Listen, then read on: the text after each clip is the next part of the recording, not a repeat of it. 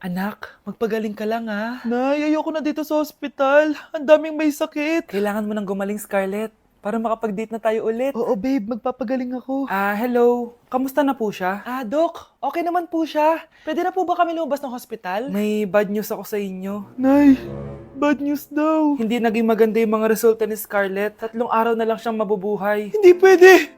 Ayoko! Ha? Mamamatay na ako! Huwag mo sabihin yun, Scarlett. Magpapakasal pa tayo, di ba? Magkakaanak pa tayo, di ba? Hindi ka mamamatay, anak. Gagawan ko ng paraan. Hindi pwede mamatay anak ko. Hindi pwede mamatay anak ko. Tita, una na po muna ako. Gabi na rin po eh. Sige po. Wala na akong choice. Kailangan kong gawin to. Para sa'yo, anak. O anak, kainin mo muna to para gumaling ka na. Sige po, Nay.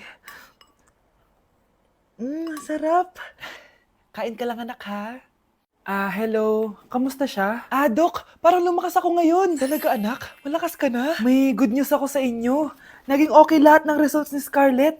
Grabe, parang himala. Pwede na kayong lumabas dito sa ospital. Makakalabas na tayo ng ospital, Nay! Oo, anak! Gagawin ko lahat para sa'yo, anak. Sa wakas, nakauwi na din tayo, Nay. Namiss ko tong bahay natin. At dahil dyan, pagluluto kita ng paborito mong ulam, anak, para di ka na magkasakit. Grabe, ang sarap naman neto, Nay. Parang kakaiba yung karne neto, pero ang sarap.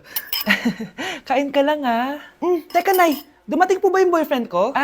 Nandito siya, anak. Totoo, Nay? Nasaan siya? Babe! Ayan siya. Kinakain mo.